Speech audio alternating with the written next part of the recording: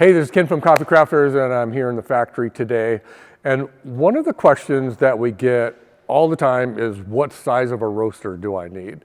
And which is a really good question. And a lot of people, when they're looking at the roaster, don't think of all the implications. So I just want to go through that today and go through the main things about sizing a roaster.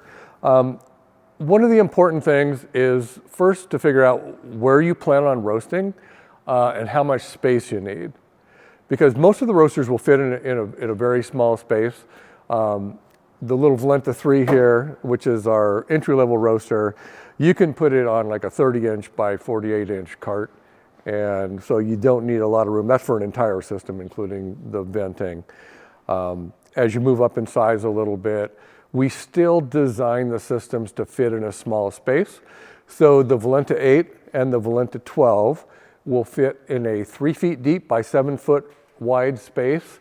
And even the big 18 down there doesn't take a lot of room. It'll fit in a 7 foot by 7 foot space, and that gives you working room around it for emptying the chaff container and whatever. So we design them to fit in a small space because 75% of our customers still do this in a home environment, either in the front of their garage, in a spare room, in a shed out back, or some type of a building.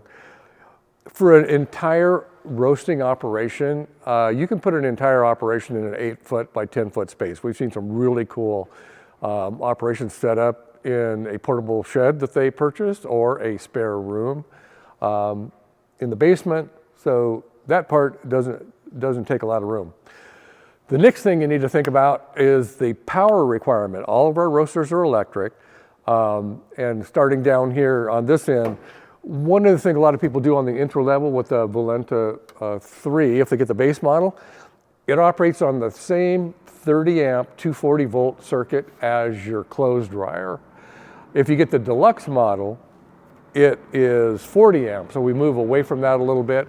And the reason it takes more than the base model is that also includes the power requirement for the exhaust blower. The deluxe model comes with a really quiet blower, and it plugs right into the back of the roaster. So 140 amp circuit for the entire system. The Valenta 8 takes a 50 amp 240 volt circuit for the roaster body, and then the exhaust blower is a 120 volt outlet, just a standard outlet. When you move into the larger roasters, the 12 and the 18, the 12, it takes a 60 amp 240 volt circuit for the roaster body and a 20 amp 240 volt circuit for the exhaust blower. And then if you move into the 18, it takes more power. So it's a 100 amp 240 volt circuit for the roaster body, and then the same 20 amp 240 volt circuit for the exhaust blower. It's the same blower that comes with the 12. So that's the power requirement. So that's something that you have to think about when you're doing that. Also need to think about venting. Where are you going to vent it out? Because all of our roasters have to be vented to the outside. For the first 3 sizes of blowers, the 3, 8, and 12, you can use a 4-inch vent going outside, all metal ducting. And in the manuals, it tells you how far you can vent based on how many 90-degree angles you have in the system or whatever. But you need to have access to an outside wall, which is preferable. Always with all the roasters, rigid ducting is better if you just use rigid ducting. And the shorter exhaust run, the better. And what that does is it gives you better suction in the hood and also faster cooling. But one of the things for sizing is probably the most important issue of all is it depends on your marketing plan. What do you plan on just selling to friends and family? Are you only going to sell retail, or are you going to venture into the wholesale market? So figuring out what your marketing plan is, you need to do that first. I mean, if you figure out where you're going to put the roaster, get through that part of it, figure out what you're going to do for a marketing plan. If you're just planning on doing retail only and not doing wholesale, especially if you're doing operating under the cottage food laws. If you're operating under the cottage food laws, most states do not allow you to wholesale if you do that, so you're pretty much going to do the retail model. And the Valenta 3, a lot of people start with that. I mean, sometimes people will explain to me what their marketing plan is, and I say, you know what, you don't need more than a Valenta 3 right now, because 21 pounds an hour, that's going to be enough, especially if you just plan on doing this as a side hustle and you're not going to work full time. If you move up to the Valenta 8, you can start getting into some light wholesale if you want to do that. This will do 48 pounds an hour on a warm machine. So certainly it'll do your retail and then get into some of the wholesale. If you get more wholesale accounts than your 48 pounds an hour is going to accommodate, you might want to move up in size a little bit. But it's a great size to get started.